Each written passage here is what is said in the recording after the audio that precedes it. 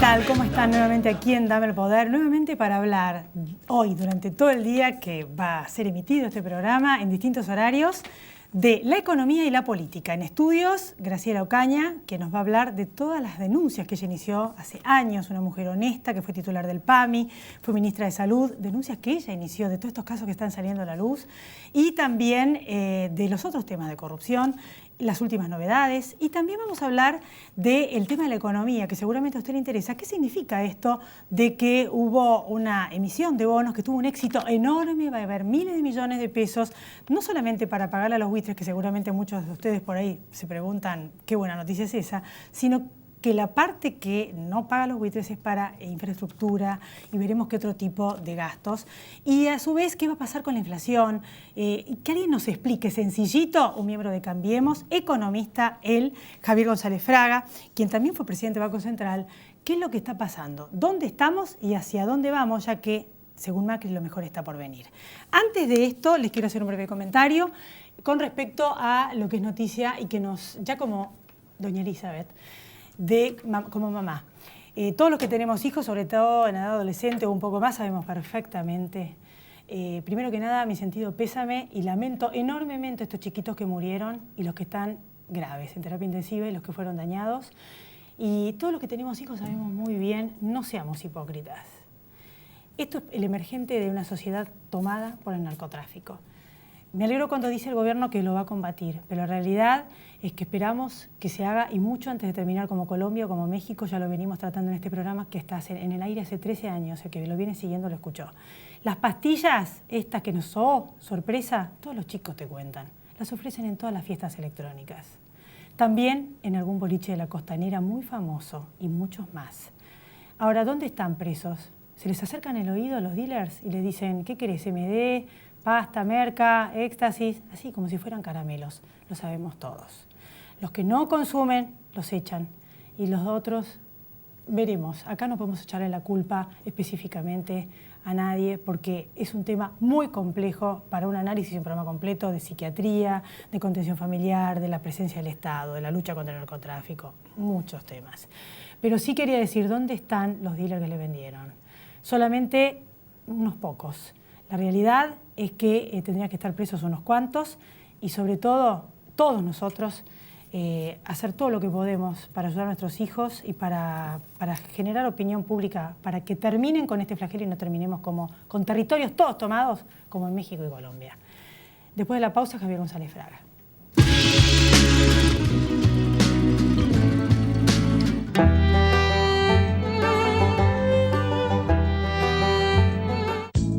...150 años cuidando lo tuyo. Colegio de Escribanos de la Ciudad de Buenos Aires. Un siglo y medio a tu lado. Está llegando un subte mejor. Un subte cada 3 minutos para que viajemos más rápido. Un subte con Wi-Fi gratis en todas las estaciones para que estemos siempre conectados. Un subte con más aire acondicionado para que viajemos más cómodos. Juntos avanzamos. Buenos Aires Ciudad. En todo estás vos.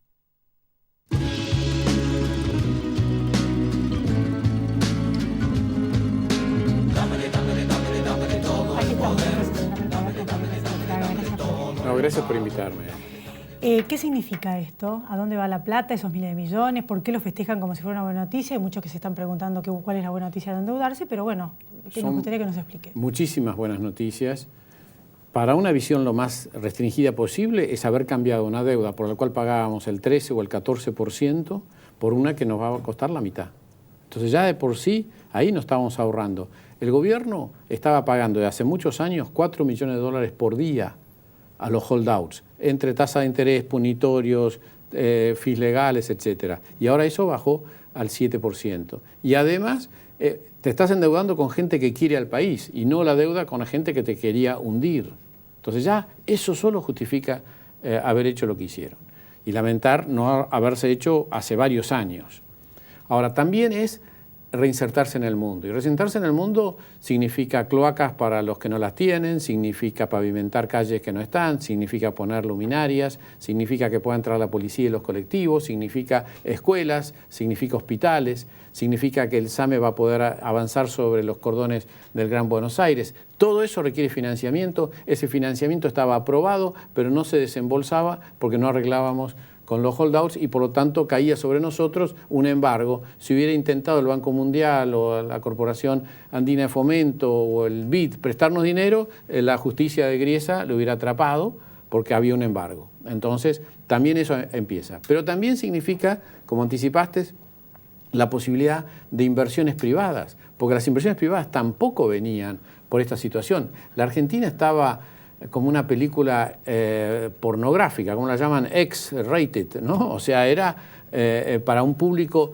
muy audaz que solamente se animaba a invertir en Argentina. Hoy cambiamos de público, vamos a entrar en los que quieren financiar a países que están en el orden del 6% de tasa. Nos estamos acercando a Bolivia y Paraguay, que estaban mucho mejor que nosotros y ahora ya están más cerca. Y yo creo que con unos años más vamos a estar en el grupo de Perú, Colombia, Chile, pagando tasas de interés mucho más razonables. Y eso se refleja en la vida cotidiana porque las pymes van a poder tomar plata más barata, porque los bancos van a endeudarse más barato, entonces va a haber crédito más barato, crédito para consumo, crédito para inversión.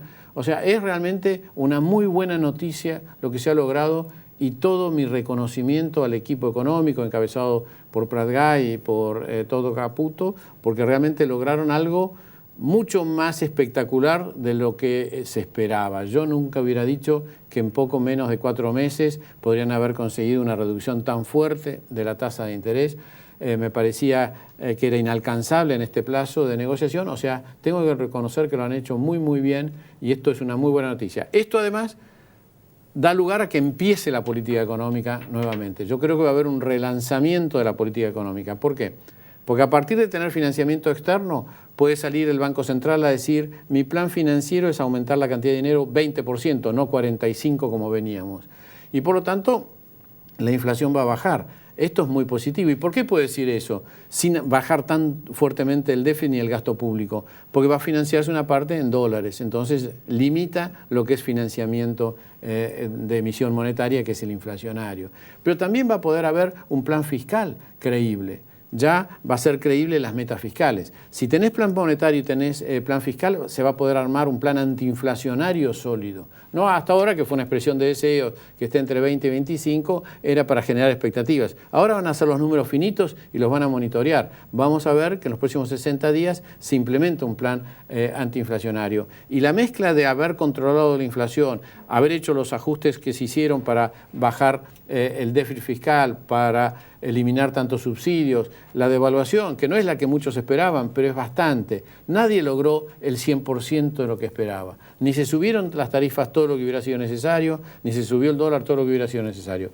Liz, hay que reconocer que con mucha inteligencia, pero con mucho más perversidad, Cristina y Kicillof entregaron la economía al borde del colapso, no en el colapso. O sea, no estábamos como en el 2001 donde todo el mundo sabía que hacía falta un ajuste. Acá era al borde del colapso, a punto de quedarnos sin reservas, a punto de empezar un proceso hiperinflacionario, porque ellos mismos no solo aumentaron la cantidad de dinero, sino levantaron los controles sobre los precios cuidados y mandaron la señal de que podían hacer cualquier cosa, y lo hicieron muchos empresarios, que también hay que castigar y perseguir y denunciarlos. Entonces, yo creo que entregaron la economía al borde del colapso. Y acá el gobierno está teniendo que apagar los incendios. Pero ha hecho mucho en 120 días. Salimos del cepo, que era una estafa, porque no solamente era una estafa el dólar futuro, también era una estafa que te vendan dólares como todos comprábamos cuando viajábamos al exterior a 9.50, o pagábamos con tarjeta o comprábamos el dólar ahorro. Era un despilfarro ese subsidio que beneficiaba a los ricos, porque los pobres no podían comprar dólares. Entonces, realmente esto era el tema. Y todo esto creo que empieza a encaminarse. Por eso te digo, a partir de tener este tema de los holdouts resuelto, vamos a poder lanzar una política económica con metas de crecimiento para el año que viene. Este año no, este año va a ser un año duro. En el mejor de los casos es 0, probablemente sea menos de 0. Hay muchos temas que yo no estoy en el gobierno, o sea, estoy en Cambiemos, pero no estoy en el gobierno. Hay temas que me gustan menos. O sea, yo creo que en contra de lo que dicen a lo mejor los expertos en política, las medidas de preservación de los que menos tienen, la ampliación de la asignación universal, la eliminación del IVA sobre alimentos, tendrían que haber sido antes, no después de los aumentos de tarifas y de la devaluación. También creo que el ministro que le corresponda tiene que ser muy claro que no estamos en los 90 iniciando un ciclo de apertura, porque hay muchas pymes industriales que están sufriendo.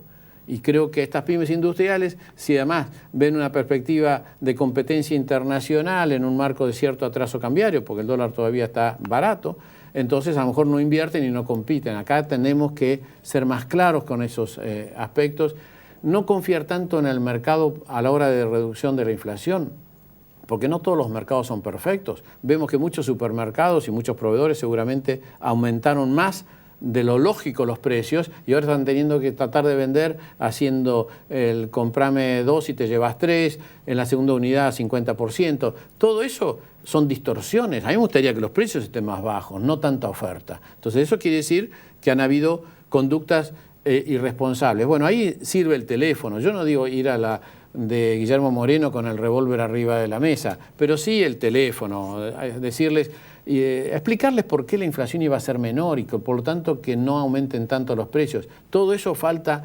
sintonizarlo y sobre todo dar señales para la inversión. Lo que el país necesita desesperadamente es que los privados invirtamos en actividades productivas y para eso tenemos que tener a lo mejor las reglas claras, que se disipen las incógnitas que hay. Yo recorro el país y de lo que me preguntan es, ¿estamos ante los 90 de nuevamente? Yo digo, creo que no, pero la verdad que no hay tantas señales muy claras. A lo mejor vienen dentro de 2 meses, como te decía. Una pregunta rápida, porque quiero pasar a otro tema. ¿Y los que quedaron afuera de los que estaban afuera, de los holdouts de los holdouts, bueno, es el miedo? ¿Riesgo de que no reclamen y no volverá a esto? No, bueno. Sencillito, rápido, porque sí, quiero pasar a otro tema. Es muy difícil que esos tengan éxito con Griesa, porque ahora Griesa forzó el acuerdo con los que aceptaban. Entonces es, no voy a decir imposible, pero es altamente improbable que el mismo juez que posibilitó este acuerdo y que convocó a todos a que se presenten, le dé la razón a los que no se presentan, porque esta vez el gobierno fue muy claro en que quería arreglar con todos. Bueno, el tema justamente de las empresas que la están pasando mal y mucha gente que no llega a fin de mes. Era lo que acaba. Por eso te dejé hablar, porque la verdad que me explicaste todo lo que te iba a preguntar también, mucho en una excelente cátedra. Pero todavía hay muchas empresas que la están pasando mal. Entonces, ¿qué tendrían que hacer? Porque la verdad es la verdad. Lo de los supermercados, por ejemplo, son 4 oligopolios, que en algún momento vamos a hablar con nombre y apellido, pero yo veo que las ofertas hasta a veces son mentiritas. En una era verdad, pero en otra que yo tomé el trabajo de anotar, en una de la cerveza, me acuerdo. Sí. Y no era verdad. Valía más barato el litro que las 6 que me querían vender en un pack. Entonces, o sea, en ofertas el pack. Estos supermercados, sí, algunos son chilenos, otros son americanos, otros son franceses, ¿no es cierto? Entonces, y que están en todos los países, y no en todos los países se comportan de esa manera que se están comportando acá. Entonces, lo primero que hay que reconocer es que hay un contexto que posibilita eso. Esto no lo tenemos que olvidar, porque no es un tema que se arregla solo a los garrotazos, porque estos mismos gerentes de estos supermercados, cuando están en Chile, cuando están en Perú, cuando están en Uruguay o en Brasil, no suben los precios como acá. Entonces, a río revuelto, ganancia de pescadores, Liz. Esto es la realidad. Entonces, lo primero es combatir la inflación. No hay alternativa a combatir la inflación bajando el déficit fiscal y bajando la expansión monetaria. No hay alternativa a eso. Ahora, una vez que tengamos eso, o simultáneamente, también ayuda en hacerle saber a estos supermercados que como va a bajar la inflación, no adopten esas conductas. Entonces, esto es lo que se llama orientar las expectativas. Pero déjame que te diga una cosita más.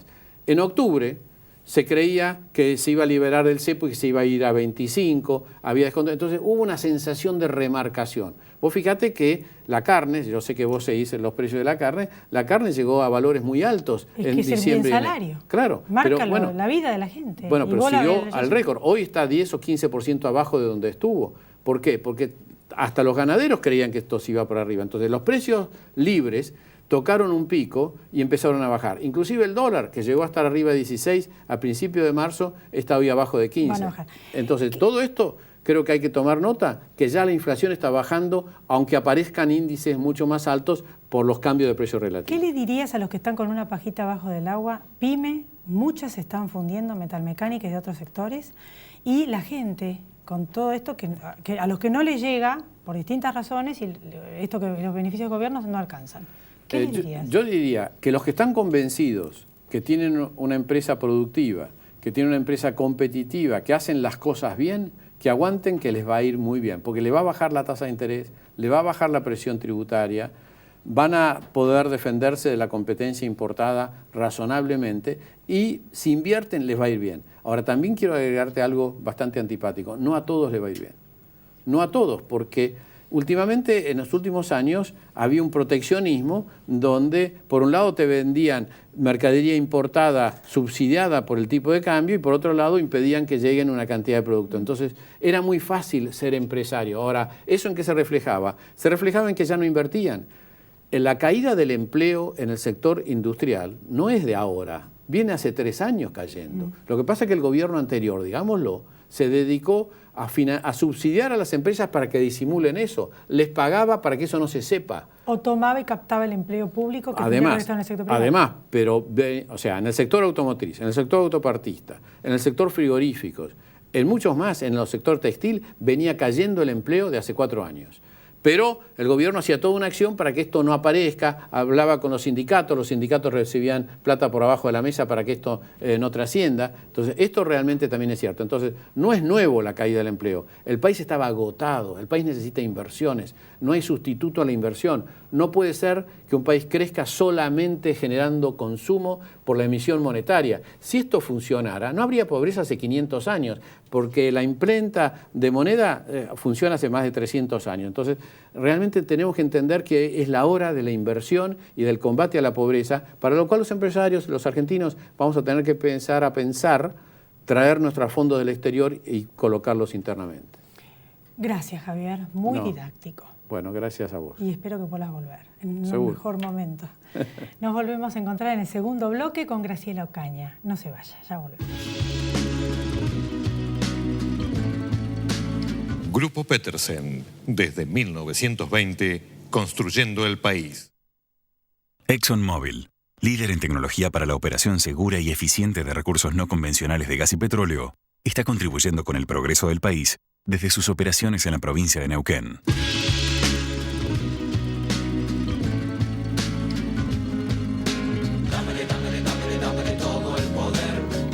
Aquí estamos entonces con Graciela Ocaña. Adalid, como yo digo, de temas de corrupción y de la justicia, porque es una persona honesta, con una excelente gestión en el PAMI. Gracias por venir. No, gracias Elizabeth por la invitación y las palabras. ¿No podés hacernos una síntesis, además de los casos que denunciaste, el plan Cunitas, el tema de fútbol, el tema de, varios temas que vos denunciaste, el PAMI, los remedios de muertos que se agarraban la plata, y después te quiero hablar otro tema más, ¿en qué estado de situación están? Bueno, vos sabés que como la justicia, de acuerdo al juez, digamos, en algunos casos están procesados, en algunos casos hasta confirmado por cámara, como es en el caso del PAMI, a su titular por haber defraudado a la institución, el doctor Luciano Di Césare, que en lugar de que la plata fuera a los jubilados se la prestó a Cristina, al Estado, a tasas ridículas, y que por supuesto la inflación y las bajas tasas terminó como que los jubilados no recuperaron esos fondos, mucho dinero, y por ejemplo Cunitas están procesados todos los involucrados, 2 exministros, un ex jefe de gabinete, Aníbal Fernández, más de 10 empresarios que fueron parte de este entramado de corrupción en donde hasta pusieron en riesgo la vida de nuestros pibes, ¿no? De los bebés, para montar un gran negocio en base a lo que puede ser una buena política pública, que es entregar a Juárez para las mamás de los programas sociales. Pero sin embargo pagaron por lo menos el doble del valor de mercado de esos productos. Mucho más creo, pero bueno, no, yo la compré en 11 y a la mitad de precio. ¿Y el fútbol para todos, sintéticamente, sencillito? ¿Qué fue lo que hicieron con la plata? En fútbol para todos hay una malversación. Por un lado, las contrataciones que se hicieron a empresas amigas del gobierno, como la Corte y otras, en donde, digamos, sin licitación y amañando las contrataciones, se contrataron a empresas ya digitadas previamente. Y por otro lado, que el dinero nunca llegó a los clubes, porque pasaban por cuevas financieras, digamos, si eras amigo del gobierno y del presidente de la AFA, cobrabas rápido, si no, bueno, a la cola esperar. Si querías cobrar tenías que ir a estas cuevas donde te mandaban y donde obviamente son las mismas cuevas donde lavaba dinero Liuzzi, el segundo de Zanini, donde aparecen en otras causas vinculadas a las madres, a la Fundación Madres de Plaza de Mayo, a la propia causa de los medicamentos, siempre las mismas cuevas, siempre por donde se hacía pasar el dinero y siempre con los retornos que habría para funcionarios y también, en el caso de la AFA, para algunos dirigentes deportivos. Visto desde arriba, ahora encontraron al abogado de Lázaro, el Chueco. Que vos sabés que ahí también nosotros denunciamos, no solamente en su momento al Helvetic Service Group en Uruguay y en Suiza, que permitió el bloqueo de cuentas de Lázaro Báez, sino también ahora le llevamos al juez Casanelo hace 15 días un listado de movimientos financieros por 15 millones de dólares, en donde el dinero saliendo desde Uruguay, llegando o saliendo desde el Helvetic Service Group, la dueña de la Rosadita, terminan en distintas cuentas en Liechtenstein, en Suiza. O sea, es como la otra pata de lo que falta, lo que cuenta Fariña, que el dinero entraba en efectivo a Uruguay y desde allí iba por esto. Nosotros le acercamos movimientos del 2010 al 2013. Sintéticamente, ¿cómo lo ves? Todas estas investigaciones de lavado de dinero, varios ministros involucrados, hay algunos que todavía no están presos, otros sí, muy pocos presos. ¿Esto cuánto abarcó la matriz presunta de corrupción? Porque realmente está el tema, la plata, el lavado de dinero, la obra pública, los negocios, cada cosa que parecía para el bien, las cunitas, también presunto hecho de corrupción. El fútbol. Contame, a ver, ¿cuánto abarcó? Yo creo que, mira, que había como distintas áreas, ¿no? En infraestructura, donde es lo más conocido. Digamos, todo está teñido, toda la política pública de todos los años estuvo teñida de corrupción, sea vía Jaime y todo el área de transporte, trenes, subsidios, etcétera. La obra pública con Lázaro Páez como una de las empresas, pero creo que no la única, donde, digamos, se llevaban una parte de los pagos, por lo menos el 30% que retornaba. En el caso de medicamentos, vos sabés la vieja denuncia que nosotros hicimos sobre la mafia de los medicamentos, que era que no había control en la APE ni en la Superintendencia de Servicios de Salud de forma tal, y hoy están declarando, y en estos días, esta semana están declarando varios de los que aportaron fondos a la campaña de Cristina Fernández de Kirchner en 2007, en donde había varios de estos empresarios que también, digamos, están estos retornos. El tema de la efedrina, 500 millones de dólares en ese gran negociado. Me parece que había como enclaves en donde la corrupción mandaba y políticas públicas, sobre todo en la última parte del gobierno de Cristina, como el Fútbol para Todos o el Plan Cunitas, en donde la matriz era llevar adelante una política pública, pero en el medio hacer un gran negociado. La propuesta que hizo Graciela Ocaña es re interesante para que devuelvan la plata, sobre eso vamos a insistir. Sintéticamente, ¿en qué consiste? Porque hubo casos que se devolvió un poquito, pero devolvieron. Me contaba el otro día el IBM Banco Nación, en fin. Porque sí, hay como dos casos en Argentina. Es muy indignante para la gente ver esto. Sí, Argentina no y que tiene... les embarguen por 100 millones de pesos, que a lo que sacaron y le dieron de obra pública es una muestra gratis, un chiste. Sí.